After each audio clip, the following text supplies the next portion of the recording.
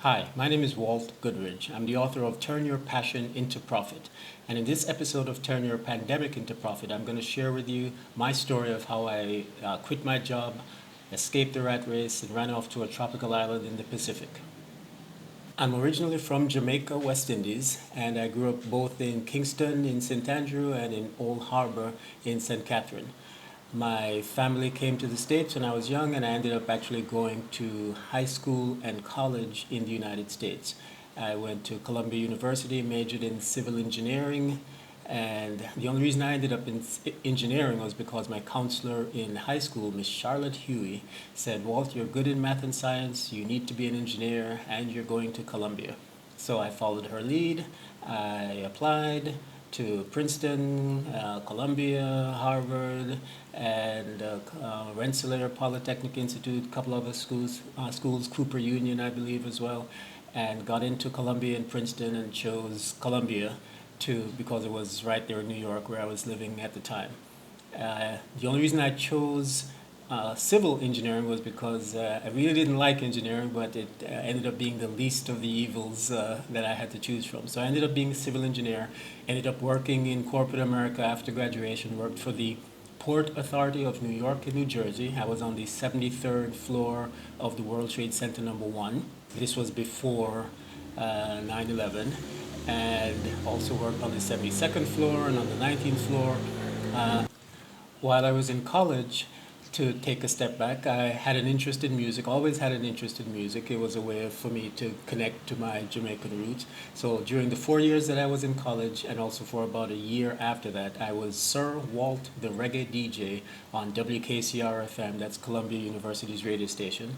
And I had a show on Thursday nights from 11:30 to 1 a.m. And I kept doing that even while I was working as a civil engineer. But when I started work as an engineer, I remember the first day I got there, working on the 72nd floor of the World Trade Center, just started as an associate civil engineer. And there were other fellows who started the same day I was. And they were sitting and planning their 40 years and retirement. So let me just repeat that. There were guys there who were as young as I was, just starting in the corporate world as engineers, and they were planning what they would do in 20 years, in 30 years, where they would be, how much money they would be making, what position they would be in, and how they would retire. And they were all planning this within their first day on the job. When I saw that, I realized within the first 15 minutes of that first day in my first job in corporate America, I realized I had to get out. I realized I absolutely hated it. I realized that I didn't want to be like them. I didn't want to be there planning and to be there for 40 years. So I did everything that I could to attempt to escape. Looked at starting my own business. I looked at continuing in the music industry. I started managing artists. I started a record label with friends and artists who I met during my radio days. Eventually, I started a record label, started putting out music from some of my friends who I went to college with, as well as others who I had met in the industry, and that did that for about a year or two, and then realized that that wasn't going exactly where I wanted to. And then one day, I was on a call with someone who I'd met at a music industry convention. And he called and, he saw some of my music, some of the records that I had been putting out in the stores. And he called the number on the back and said, hey, Mr. Goodridge, I'd saw your records in the stores. I'd like, would you be able to help me do the same thing? How do I get distribution? How do I get, my stores written about in the magazine? So I spent about an hour with him on the phone, giving him all the tips I could, how to do this, how to do that. And then at the end of the call, he said, wow, I really appreciate all the help you've provided. I would have been willing to pay you for it if you had asked me. So then a light bulb went on in my mind, and I realized that at that time, there wasn't any guide, any step-by-step guide to show young hip-hop music entrepreneurs how to start their own record label and release their own music. So I decided to write one. I had no writing experience to speak of, no journalism background, but I realized that there was a need there, and it's something that I really gravitated towards, sharing knowledge. So I put it together and wrote my first 250-page book in about 3 weeks of nonstop writing. And Then from there, I released it. This was before the age of the internet, so I self-published the book and printed copies and put it out there and set up a mailbox. And within a few months of that release, I was able to match my civil engineering income. So let me put this in perspective. I had gone to college for 4 years, got a civil engineering degree, worked in corporate America, and was making $40,000 to $50,000 a year. And at the same time, I wrote a book, a 250-page book in 3 weeks, and marketed it through mail order, and was making another $4,000 to $5,000 a month doing that as well. So I had matched my civil engineering income with something that was based on my passion and my interest and just filling a need. But I still didn't have the courage to walk away from my job. I know I had a fear that, the minute I walked away, that things would just crumble and then I'd be left without a regular job, but also without a means of income. So it still took me a while to end up leaving corporate America. And that happened 7 years later. And the way that happened is this. At that time, a friend of mine who I had gone to college with, C. Thomas Gambrell, he introduced me to a network marketing company. Now, some of you may be familiar with that type of companies like Amway and Mary Kay and Excel. The name of the company that I joined at the time was ACN, American Communications Network. And one of the nice things about those types of companies is that they have a training system that is based on personal growth. So they realize that one of the reasons that you'll be successful in life is because of the way you think. Your thoughts will control your destiny. So they focus on personal growth and recommend books like Think and Grow Rich, The Power of Positive Thinking, audio tapes like Brian Tracy's Psychology of Achievement, Tony Robbins' Personal Power, Les Brown, Live Your Dreams, a lot of unique products that changed the way that I thought about myself. And it was at one of those leadership trainings that ACN conducted. This was in New York at the time. It was a Sunday. And it was an all-day training designed to really get your mind thinking on a whole different level. And something that the speaker said at that leadership training really pushed a button. And I can't remember exactly what it was, but I remember the moment that I looked at my good friend C. Thomas, and we both nodded to each other from across the room because we both realized that we had made the decision at that time to quit our jobs. And sure enough, that was on a Sunday, and then by the Monday, I had taken off from work. I didn't go into work that Monday. I needed time to reflect and plan, so I wrote my 2-line resignation letter, and then on Tuesday morning, I walked it into my job and handed it to my supervisor. And it simply said, "To whom it may concern, this is to inform you that as of August 5th, I shall no longer be employed as a civil engineer with the Port Authority of New York and New Jersey." And at that point, I walked away.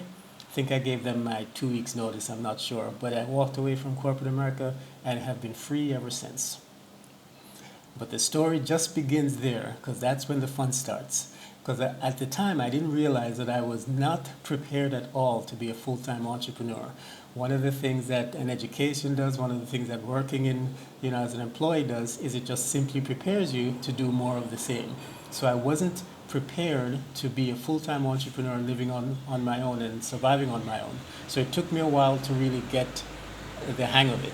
I got evicted from 3 different apartments. I got my electricity turned off, got my gas turned off. So I went through a lot of ups and downs, ended up having to sleep on my friend's couches, different friends for different periods of time. At one point, I actually ended up moving back home for a little while. And I definitely have to thank Ernest and Diamond and Nicole and Errol and Marco, my cousin, and Uncle Everell and my mother for helping me survive some of those turbulent times. So I went through a lot of ups and downs in order to really learn what it took to be a full-time entrepreneur. So after a while, I got it right, ended up writing some more books, and reached a point where I could, sustain myself on my own.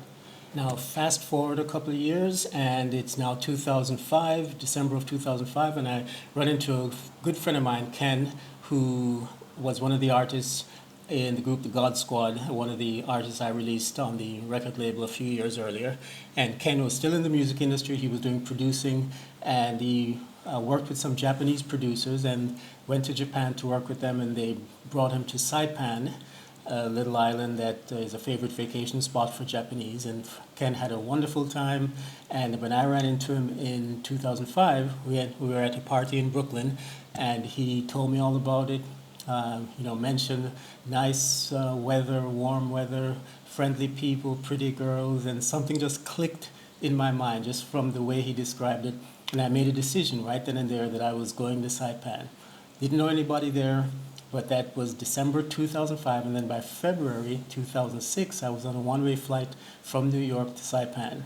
That was one of the top 3 decisions I ever made in my life.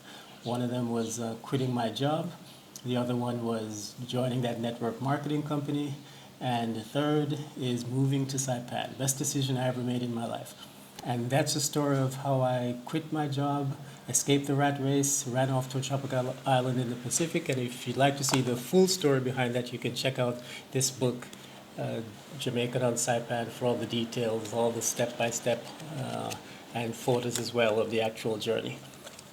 Now, I mentioned at the beginning that this may actually be the most inspiring, hopefully, or the most helpful in terms of turning your passion into profit, turning your pandemic into profit. And the reason that I say that is, it's in coaching over the years, I realized that there are 2 qualities that you need in order to achieve anything that you want in life. And in my opinion, that those 2 qualities are courage and discipline. And that makes sense. You have to have the courage to do the things you want to do and the discipline to keep doing it, even when you've been evicted 3 times, even when your gas is turned off, even when your friends and family are saying you're crazy, even when your parents are telling you to go get a real job. So I believe it takes courage and discipline in order to do the things to achieve whatever it is you want to do, including turning your pandemic into profit. So where does that courage come from? I believe that courage comes from you having compelling enough reason for doing it. For me, as I mentioned, that reason was essentially fear. When I showed up at work that first day in corporate America all those years ago, the fear that gripped me when I saw my future, when I realized that I would be just like these guys working there 40, 50 years and then just retiring and never feeling fulfilled, never feeling like I was doing what I was put on the planet to do. So it was the fear of failure, the fear of what would amount to failure in my life, fear of mediocrity, fear of not living my dream, fear of being trapped, fear of not having freedom. So that's what motivated me, the desire for freedom and the fear of being trapped in a situation that I didn't want to be trapped in.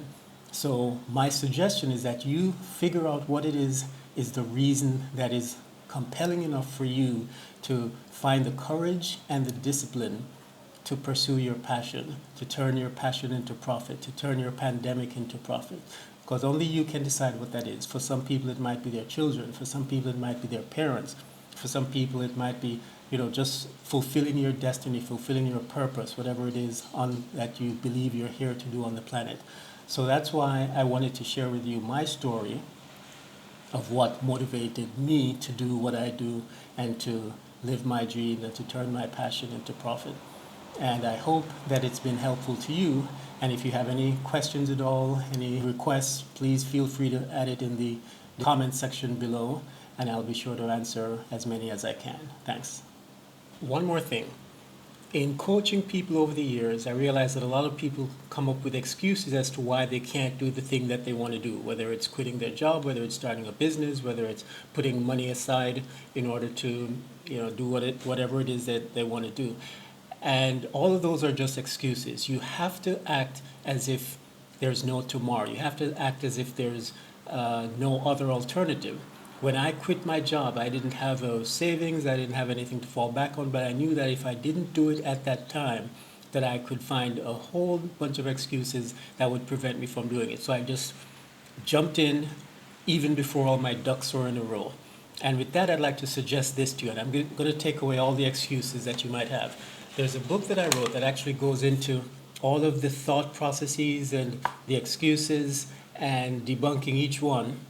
And this is called Ducks in a Row: How to Find the Courage to Finally Quit Your Soul-Draining, Life-Sapping, Energy-Depleting, and Freedom-Robbing Job Now Before It's Too Late and Live Passionately Ever After.